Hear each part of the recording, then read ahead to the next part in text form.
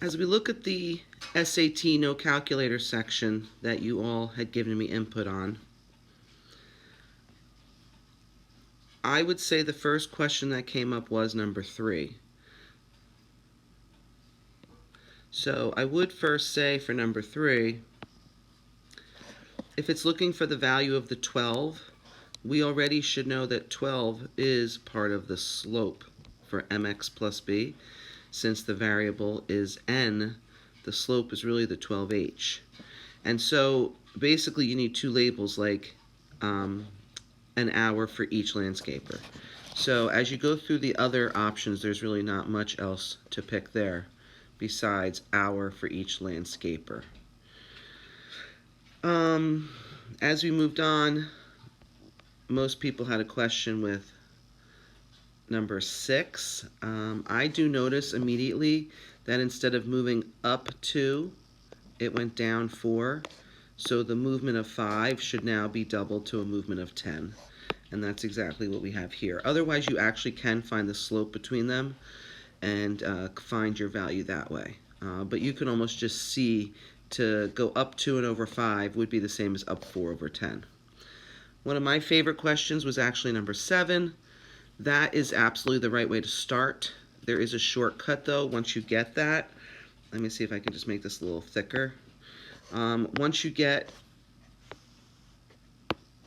a squared minus b squared is 16, you should consider factoring it to difference of squares. Since they already gave you a plus b is 2, now you know exactly what a minus b is. And that makes it a little faster. Someone asked about number 7. It looks like, let's see, if the measures each were 60, it has to be 7 point something, right? So you can't have an 8th one, it would have to be 7 there, because you take the total and dividing by 50 shows you can only have up to 7. So that's a good explanation already shown by this person. Other questions that came up were number 9. I do like this option in number 9 of actually trying to write the equation with a slope of 2 through the 0.18, so that's this equation. And then the other 2 points make their own equation, and you are going to solve the system. It probably would have been quicker, I don't know, let's see if we can try it, to just draw it out. I don't know if I have enough room here, but if you have a 0.18 with a slope of 2 and a point of 1, 2, and 2, 1, I don't know, I do feel like you might be better off probably writing the equations. Unless you're very neat and you can draw out the right tick marks, this was probably the best way to do it. Let's see. For number 10, I think the best option is to just understand what these graphs look like. If you look at C, it is a parabola shifted 2 to the right. So not only are the answers for y bigger than -1, they're also bigger than 0. So that one is kind of tricky that they're saying equal or greater than -1 when it really is only, it's already greater than 0. This one you're multiplying by the conjugate of the denominator. Make sure you remember that I squared turned into -1. So that's why when you multiplied the 5i and the 2i, you got a plus 10i squared, and plus 10i squared turned into a -10. That looks nice. Here, if you are going to cross multiply a number 12, that looks good. And then put the f's together, that looks nice. And then take out the f by reverse distribute, and that's how you'll end up solving for f. You'll see those again when I give you guys a quiz on these. Now, when you look to the next page, 15 was a question for some people.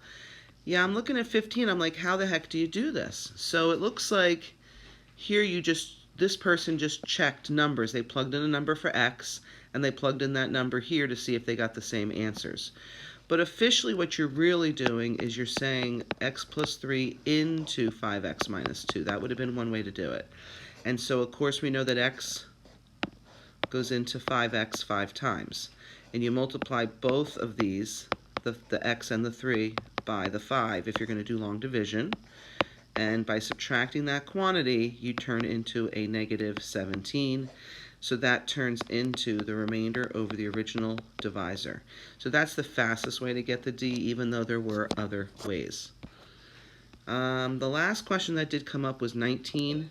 So all I will say here is, if you think of radical 3 and 1, I like how this person in red wrote the ordered pairs and found the hypotenuse to be 2. This reminds me of the trig unit circle, even though the radius is 2 instead of 1.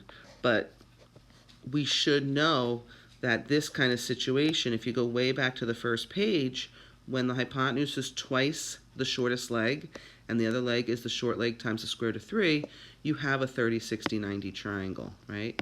So you have a 30-degree triangle, which now you need to know what that is in radians, right?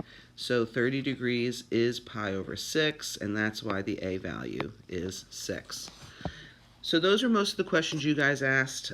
Please send me any more, and I will be giving you a quiz to be done, I'd say, in the next 48 hours to be complete.